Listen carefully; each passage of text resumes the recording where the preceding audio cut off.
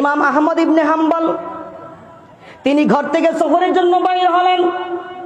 তিনি তিজারতের জন্য বাইর হয়ে গেল। এমন অবস্থায় সন্ধ্যার সময় তিনি একটা মসজিদের মধ্যে আদান প্রদান করলেন, ওযু করলেন, ইফতার করলেন, মাগরিবের নামাজ আদায় করলেন। মাগরিবের নামাজের পর তিনি মজমুয়া এই মসজিদে থাকার জন্য বিছনা করলেন। বিছনা করার পরে মসজিদের কাদিম মুয়াজ্জিন বলতেছেন, হুজুর বিছনা লাগাবেন না, কারণ হলো মসজিদে থাকার জন্য ইজাজত নেই, কমিটির নিষেধে থাকা যাবে না, ওই মসজিদে থাকা যাবে না। ইমাম আহমদ ইবনে হাম্বল বললেন কি, ঠিক আছে, আমি তো বাড়াবাড়ি করা যাবে না, কারণ মসজিদ তো আমার মহল্লার মসজিদ নয়। যদি কমিটির নিয়ম নীতি থাকে, আবার টোবলা কানা হাতে নিলেন, আবার চলে গেলেন। মনে মনে ভাবলো, আমি সফরের হালতের মধ্যে কোথায় আমি চলে যাব, কোথায় চলে যাব, আমার জায়গা কোথায় হবে। তিনি তুবলা দিয়ে যখন রাস্তা দিয়ে যাচ্ছিলেন, এমন অবস্থায় দেখলে বললেন রাস্তার কিনারের মধ্যে একজন চা দোকানদারি করতেছেন, চুখার মধ্যে রুটি দিয়ে রুটিগুলো বাজতেছেন। সালাম জানান, আসসালামু আলাইকুম প্রতীক ভাই, আমি একটা মসজিদের মধ্যে গিয়েছিলাম, আমি সফরি মানুষ, আমাকে মসজিদ থেকে তাড়ায় দেওয়া হলো, রাত্র অনেক হয়ে গেছে, যদি আপনি আমাকে অল্প সময়ের জন্য জায়গা দেন তাহলে আমি এই জায়গায় থাকতে পারি। ছেলে বলে, হালান সালান, বসেন, আপনি আমার চুকার দ্বারে থাকেন, কারণ প্রচন্ড ঠান্ডা, শীতের দিন আপনি থাকতে পারবেন না, এই চুকার দ্বারে বসেন। এবার যখন বসলেন বললেন, হুজুর আপনি ঠান্ডার কোনো প্রয়োজন আছে নাকি, কাপড়ের প্রয়োজন আছে নাকি? বলছে, হ্যাঁ, আমাকে একটা কাপড় দাও। একটা কম্বল দেওয়া হলো, কম্বল গায়ে দিলেন তিনি। কখন কোরআন তেলাওয়াত করেন, আবার কখন নামাজ পড়েন, কারণ আল্লাহর ওলিরা তো বসে থাকতে পারে না আল্লাহর ইবাদত ছাড়া।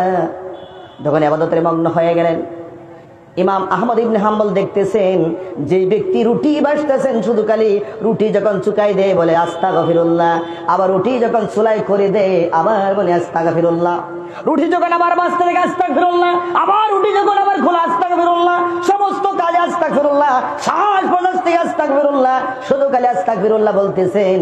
ওই ইমাম আহমদ ইবনে হাম্বল বললেন, বুঝতে পারলাম না, এত আস্তাগফিরুল্লাহ কেন, প্রত্যেকটা কাজের মধ্যে আস্তাগফিরুল্লাহ কেন বলে, এই কথাটা আমি আর বুঝতে পারলাম না।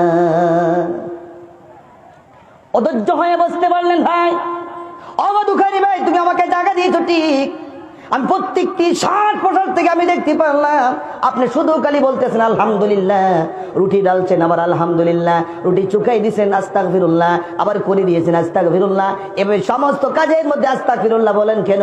বলে, হুজুর গো, আস্তাগফিরুল্লাহ আমল করার কারণে আল্লাহ সুবহানাহু ওয়া তাআলা আমাকে মুস্তাজাবুদ দাওয়াত আমাকে বানায় দিলে। সুবহানাল্লাহ। মুস্তাজাবুদ দাওয়াতের অর্থ হলো যা কত দোয়া করা হয় সমস্ত দোয়া আল্লাহ রাব্বুল আলামিনের দরবারে মঞ্জুর হয়ে যায়। যেই দোয়া করা হয় সেই দোয়াটাই আল্লাহ সুবহানাহু ওয়া তাআলার দরবারে মঞ্জুর হয়ে যায়। এই দুখানি কাঁদতে লাগলেন, চোখের পানি প্রবাহিত হলো, ঝর্ণা বয়ে পানি পড়তেছে, টপ টপ টপ টপ করে পড়তেছেন। ইমাম আহমদ ইবনে হাম্বল বললেন, ও দুখানি ভাই কাঁদো কেন, বুঝতে পারলাম না, তুমি এত আস্তাগফিরুল্লাহ পড়েছো। বলছে, হুজুর দুনিয়া থাকাকালীন যত দোয়া আমি করেছি সমস্ত দোয়া আল্লাহর দরবারে কবুল হয়েছে, কিন্তু একটা দোয়া এখন পর্যন্ত আমার বাকি আছে। বুঝতে পেরেছেন? আমি যা দোয়া করেছি সমস্ত আল্লাহ সুবহানাহু ওয়া তাআলা দোয়া কবুল করেছে এই আস্তাগফিরুল্লাহ আমল করার কারণে, কিন্তু আমার একটা দোয়া বাকি আছে, যেই দোয়াটা হলো এই জগতের শ্রেষ্ঠ আলিম ইমাম আহমদ ইবনে হাম্বল। সুবহানাল্লাহ বলে, সুবহানাল্লাহ, আল্লাহু আকবার। আচ্ছা, ইমাম আহমদ ইবনে হাম্বল ওখানে আছে না নাই? আছে না নাই? একে মজলিস মে রহা, একে মজলিস মে রহা जिसके लिए इंतजार है, लेकिन तुम्हारी दिल की तमन्ना का तुम्हारे किनारे खड़ा है। सुभान अल्लाह। যার জন্য আকাঙ্ক্ষা, যার জন্য মনের চেতনা, তিনি মিলাইয়া দিলেন যিনি, তিনার নাম কে? আল্লাহ। ইমাম আহমদ ইবনে হাম্বল বলেন, চোখের পানি জোর জোর করে ছেড়ে দিলেন, আর বলতেছেন, ও প্রতীক, তুমি যার জন্য আকাঙ্ক্ষা, যার জন্য তুমি সমস্ত জীবনকালে আস্তাগফিরুল্লাহ বলেছো, কাজের মধ্যে আস্তাগফিরুল্লাহ বলেছো, কাজের শুরুতে বলেছো, চূড়ায় রুকি দেওয়ার জন্য আস্তাগফিরুল্লাহ বলেছো, তোমাকে আল্লাহ তাআলা মুস্তাজাবুদ দাওয়াত বানায় দিলেন।